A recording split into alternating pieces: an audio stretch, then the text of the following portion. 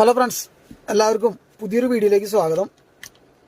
ഇന്നത്തെ വീഡിയോയിൽ ഞാൻ പറയാൻ ഉദ്ദേശിക്കുന്നത് നമ്മുടെ അർജന്റീനയുടെ ഇന്ന് രാവിലെ നടന്ന കളി ഉണ്ടല്ലോ, ആ കളീനെ പറ്റി ഒന്ന് രണ്ട് കാര്യം പറയാൻ കരുതിയിട്ടാണ്.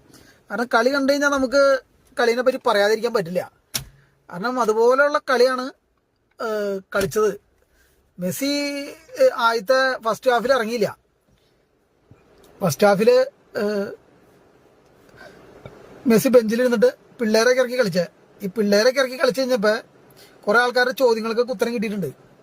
കുറേ ചോദ്യങ്ങളുണ്ടായിരുന്നു, ചോദ്യങ്ങളും കളിയാക്കലുകളും കുറേ ഉണ്ടായിരുന്നു. മെസ്സി അല്ലാതെ വേറെ ആരും ഇല്ല ഗോൾ അടിക്കാൻ. പിന്നെ മെസ്സി ഇല്ലാണ്ടായി കഴിഞ്ഞ് കഴിഞ്ഞാൽ നിങ്ങൾ എന്ത് ചെയ്യും? അതേപോലെ മെസ്സിയുടെ കാലശേഷം ആരുണ്ട് എന്നൊക്കെയുള്ള ചോദ്യങ്ങൾ പല കൂട്ടുകാരും എന്നോട് ചോദിച്ചിട്ടുണ്ട്. പിന്നെ അതുപോലെ തന്നെ പലവരും ചോദിച്ചിട്ടുണ്ട്. പക്ഷെ ഞാൻ എന്ന് പറഞ്ഞാൽ ഞാനും ആയാലും മറ്റുള്ളവരായാലും കണ്ടപ്പോൾ എല്ലാവർക്കും മനസ്സിലായി, മെസ്സി ഇല്ലാതായാലും അർജന്റീനയുടെ ടീം നിലനിൽക്കും, അല്ലെങ്കിൽ പിള്ളേരുണ്ട് കളിക്കാൻ എന്നുള്ളത്. അത് നമുക്ക് ഒന്നാമത്തെ ഗോളിന് തുടങ്ങി പറയാം. ആദ്യത്തെ ഗോള് സെൽസോ അടിച്ചത് ഫ്രീ കിക്കാണ്. ആ ഫ്രീ കിക്ക് അടിച്ചിട്ട് ആ ഗോളാവാൻ വേണ്ടി പോസ്റ്റിലേക്ക് പോയത് ഏത് വഴിക്ക് പോയെന്ന് ആ ടീമിന്റെ ഗോളി കണ്ടിട്ടില്ല. അതാണ് അതിനകത്തൊരു കാര്യം. അപ്പോൾ ഗോളി കാണാതെയാണ് ആ ബോൾ അകത്തേക്ക് പോയത്. പിന്നെ അത് കഴിഞ്ഞിട്ട് പെനാൽറ്റി കിട്ടിയപ്പോൾ ലോത്താരോ മാർട്ടിനസ് അടിച്ചു. മാർട്ടീനസിന്റെ അടി എന്ന് പറഞ്ഞു കഴിഞ്ഞാൽ പെനാൽറ്റി, അത് ആ ഒരു ശൈലി, നല്ലൊരു ശൈലിയിലാണ് അടിച്ചത്. കുഴപ്പമില്ല, നല്ല ഗോളായിരുന്നു.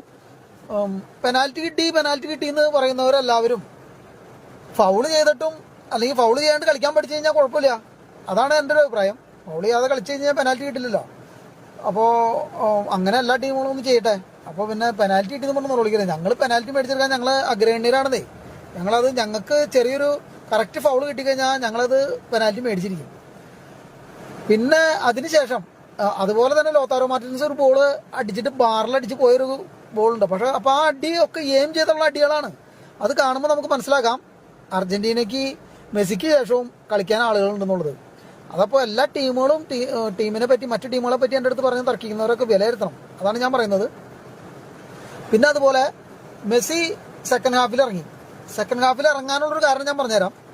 ഈ മെസ്സി ഇറങ്ങാതിരുന്നുകൂടെ എന്നൊക്കെ പലരും ചോദിച്ചു അതീപിനെ.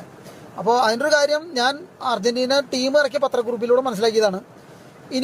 ഇതിനു മുമ്പ് നടന്ന കളി, ഇന്ന് നടന്ന കളിയല്ല, ഇതിനു മുമ്പ് നടന്ന കളിയും ഇന്ന് നടന്ന കളിയല്ലാതെ ഇനി വരാൻ പോകുന്ന കളിയും 32-ൽ വരാൻ പോകുന്ന കളിയും, ആ കളി തമ്മിൽ 11 ദിവസത്തെ ഗ്യാപ്പുണ്ട്. ഈ 11 ദിവസത്തെ ഗ്യാപ്പ് വന്നു കഴിഞ്ഞാൽ മെസ്സിക്ക് അതൊരു ബുദ്ധിമുട്ടാണെന്ന് മെസ്സി അറിയിച്ചതുകൊണ്ടാണ്. കാരണം തുടർച്ചയായി ഇത്ര ദിവസം കളിക്കാതിരുന്നു കഴിഞ്ഞാൽ, കാരണം വെറുതെ നമ്മൾ പ്രാക്ടീസ് ചെയ്യുന്നതല്ലാതെ ഒരു മത്സരത്തിന് ഇറങ്ങാതെ ഇരിക്കുമ്പോൾ അതൊരു ബുദ്ധിമുട്ടായിരിക്കും മെസ്സിക്കെന്ന് പറഞ്ഞാൽ മെസ്സി അറിയിച്ചതിനാലാണ് കളിക്കാൻ ഹാഫ് ടൈമിന് ശേഷം മെസ്സി ഇറങ്ങിയത് എന്നാണ് ഞാൻ അറിഞ്ഞത്. അതൊരു പത്രക്കുറിപ്പിലൂടെ ഞാൻ അറിഞ്ഞതാണ്. അതെനിക്ക് ഒരു ഫേസ്ബുക്കിൽ ഒരു വാർത്തയായിട്ട് കിട്ടിയതാണ്. അതാണ് അതിനെപ്പറ്റി എനിക്ക് പറയാനുള്ളത്. അപ്പോൾ മെസ്സി ഇറങ്ങിയതിന് ശേഷം മെസ്സി അടിച്ച ഗോള് എന്ന് പറഞ്ഞാൽ ഇതൊരു ഫ്രീ കിക്കായിരുന്നു. ആ ഫ്രീ കിക്ക് നിങ്ങൾ കണ്ടവർക്ക് അറിയാലോ. വേറെ ഒരു മനുഷ്യൻ അതേമാതിരി അടിച്ച് കയറ്റാൻ പറ്റുമോ? ഇപ്പം നിങ്ങൾ മെസ്സി മാത്രം അടിക്കുന്നുള്ളൂ എന്ന് പറയുന്നവർ ചിന്തിക്കേണ്ട കാര്യം, വേറെ ഏത് ടീമിൻ്റെ, ഇപ്പോൾ റൊണാൾഡോ ആണെങ്കിൽ ചിലപ്പോൾ അടിക്കാം, അല്ലെങ്കിൽ നെയ്മർ അടിക്കുമായിരിക്കാം. പക്ഷെ അതല്ല ഞാൻ പറയണത്.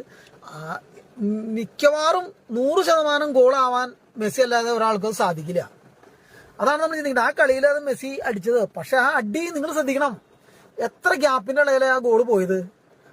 ആ ബോൾ കടന്നുപോയ ഗ്യാപ്പ് ശ്രദ്ധിക്കണം. ഇത് കണ്ടു കഴിഞ്ഞാൽ കോരിത്തരിക്കാത്തവർ ആരാ? ഫുട്ബോൾ കളിക്കാര്, അല്ലെങ്കിൽ ഫുട്ബോളിനെ പറ്റി ആരാധിക്കുന്നവർ കോരിത്തരിക്കാത്തവരുണ്ടോ?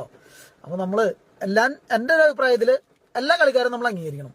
ഞാൻ അംഗീകരിക്കുന്ന കളിക്കാരുണ്ടെന്ന്, മിക്കവാറും എല്ലാ ടീമിന്റെ കളിക്കാരും. ഞാനൊക്കെ അർജന്റീനയുടെ ഫാൻസ് ആണെങ്കിലും എനിക്ക് ഒരുപാട് ടീം അംഗങ്ങളുടെ ജേഴ്സി എൻ്റെ കയ്യിലുണ്ട്.